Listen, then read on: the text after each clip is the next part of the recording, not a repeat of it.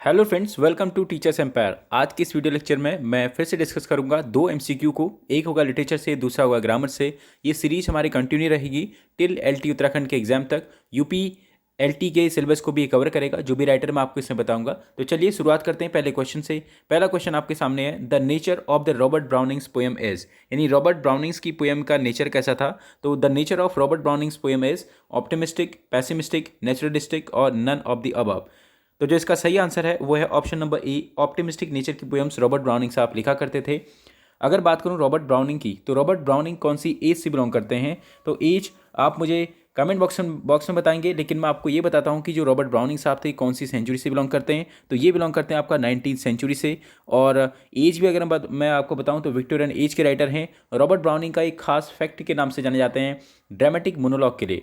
Robert browning को इनके dramatic monologue के लिए जाना जाता है। और दूसरी बात यह है कि जो रॉबर्ट ब्राउनिंग साहब थे, ये इन्होंने एक ऑप्टिमिस्टिक नेचर की एक इनकी लाइन बहुत ही फेमस है, जो कि अक्सर एग्जाम में पूछी जाती है, जो है आपका God in his heaven all right with this word. मैं फिर से लाइन बोल दूं, God is in heaven all right with this word. आप इस लाइन को नोट भी कर सकते हैं, God is in heaven, God is in his heaven all right with this word. ये रॉबर्ट ब्राउनिंग साहब की लाइन है। और एक कौन सी पोएम की लाइन आता है, तो उसका सही आंसर होगा आपका पिप्पा पासिस की लाइन है। पिप्पा पासिस की लाइन है। और पिप्पा पासिस जो कि इन्होंने एक पोएम लिखी थी, जो कि 1841 में पब्लिश हुई थी। और ये इसके लिए काफ़ी रहेगा, इनके लिए इतना जानना। और दूसरी अगर मैं बात करूँ दूसरे ऑप्शन यानी पैसिमिस्टिक की, तो ये तो आपको पता है कि ऑप्टिमिस्टिक नेचर की पोएम रॉबर्ट ब्राउनिंग साहब लिखा करते थे।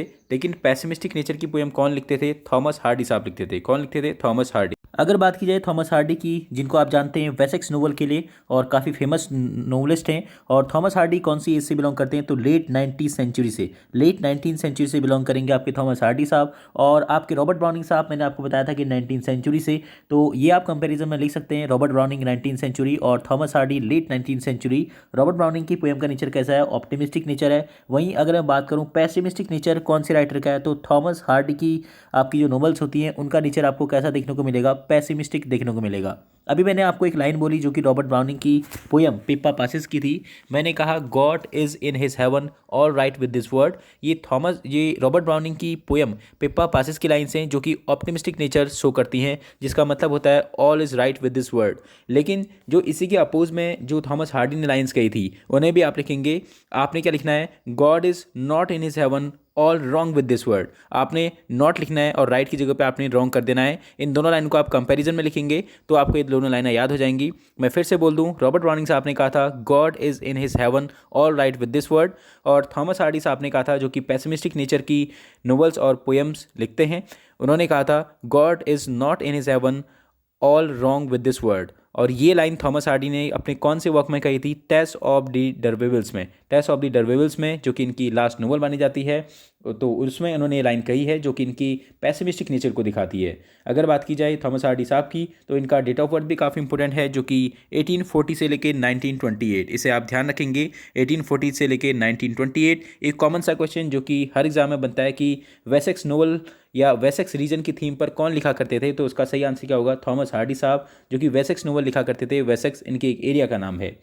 अगर बात की जाए इनके अदर वर्क की, तो आपने इनका नाम सुना होगा, जो इनका बहुत ही फेमस वर्क है, जिसका नाम है जूड द ऑब्सक्योर। इसके साथ साथ द डार्कलिंग थ्रस।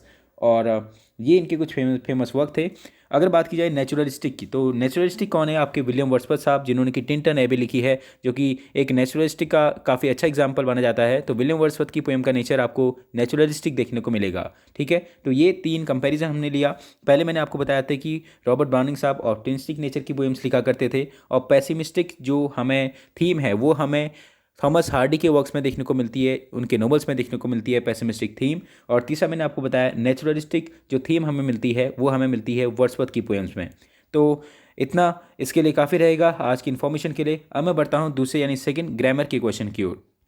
ग्रामर का क्वेश्चन है, if I were dash I would not accept such treatment. तो यहाँ पे क्या आएगा, हिम आएगा, ही आएगा, आई आएगा, दैम आएगा।